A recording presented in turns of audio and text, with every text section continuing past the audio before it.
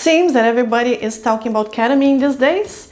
You probably saw the news that Matthew Perry, the actor who played Chandler Bing on Friends, died in 2023 from acute effects of ketamine. You probably have seen posts on social media calling ketamine a miracle drug for depression, anxiety, suicidality, and PTSD. And you might remember the amazing rescue of the boys in Thailand who were trapped in a cave.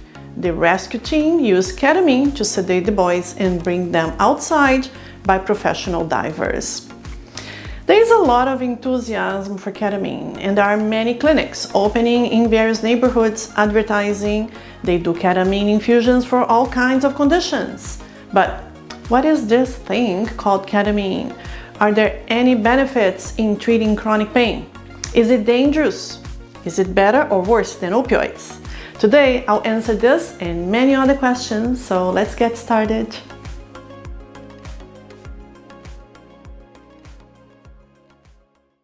Ketamine is a substance used in general anesthesia. Some hospitals prohibited its use by non-anesthesiologists, and many required an anesthetist to oversee its use.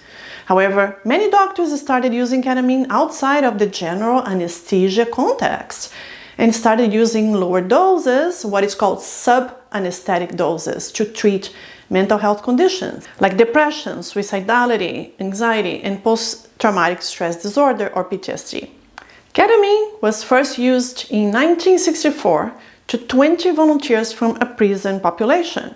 It was approved by the FDA in 1970 and was widely used as an anesthetic during the Vietnam War. What about using ketamine for pain? Obviously, we don't want to recommend a person to be put under general anesthesia to relieve their pain. So the doses of ketamine for treatment of pain need to be sub-anesthetic doses. In sub-anesthetic doses, it causes analgesia and sedation.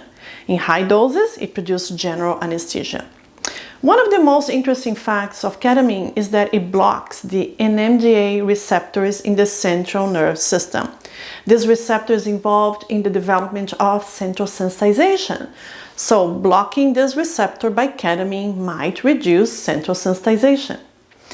Another effect of ketamine is by enhancing the top-down pain pathways. These are the descending modulatory pathways that inhibit pain. Ketamine might also be useful in reducing opioid tolerance and hyperalgesia, therefore helping people who want to taper and reduce their use of opioids. Besides these effects for pain, ketamine has also some antidepressant effects, and this has led to its use for mental health problems, including mood disorders, anxiety, and PTSD. But we still don't know exactly what are the mechanisms of ketamine for mental health disorders.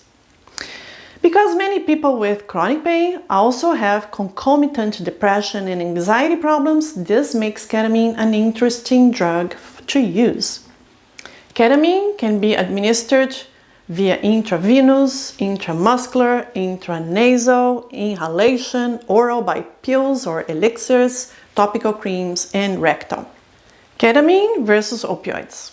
Ketamine is not an opioid, but it is a controlled substance. But is it safe to use ketamine for chronic pain? Both opioids and ketamine have the potential for abuse and addiction. One of the main advantages of ketamine over opioids is that long-term use of ketamine is associated with less tolerance, which is the opposite of opioids. Ketamine could prevent and reverse opioid tolerance and hyperalgesia, which can be useful for people who want to reduce their opioid use. What are the results of clinical trials in humans? Well, in animal studies, the results are promising, but when it comes to human clinical trials of ketamine for pain, we get a bit disappointed, as the results are not so exciting. Several double-blind randomized trials have been conducted in humans with chronic pain. The best scientific evidence from clinical trials is for a chronic pain condition called complex regional pain syndrome, or CRPS. This is a type of pain that affects the hands or the feet. It usually appears after a surgery, a fracture, or sometimes spontaneously. I have another video that I explain what CRPS is. For other pain conditions, the evidence is weak and the effects were of short duration. The pain conditions included in this category are spinal cord injury pain, mixed neuropathic pain, fibromyalgia, cancer pain, ischemic pain, headaches, and spinal pain. One of the most promising use of ketamine is in the transition from acute to chronic pain, especially after surgery. But there are no studies yet to answer this question. What are the contraindications of ketamine? There are some people who should not be offered ketamine. These are people who have a cardiovascular problem like high blood pressure, cardiac insufficiency, or coronary artery disease. And if the person has a history of a problem with substance use disorder, it's better not to use ketamine, which also has some very addictive substance. Ketamine is also contraindicated in people with pulmonary disease, hyperthyroidism, psychosis, and pregnant women. Because ketamine is metabolized in the liver and eliminated by the kidneys, people who have hepatic disease or kidney insufficiency should be evaluated before they use ketamine. People who have elevated intracranial pressure or elevated intraocular pressure also need to be assessed prior to ketamine treatment. Subscribe to this channel and turn the notifications on so you can be alerted when I post new videos here. What are the side effects of ketamine? In sub-anesthetic doses, the common adverse effects of ketamine include dysphoria, which is a profound sense of unease or dissatisfaction, hallucinations, nightmares, vivid dreams, blurred vision, nausea, vomiting, headaches. In people who abuse ketamine, they may have bladder inflammation known as cystitis, liver toxicity, and ketamine overdose is due to a loss of consciousness, changes in the respiratory rate, increased heart rate, and increased blood pressure. When this happens, the person is at high risk of dying.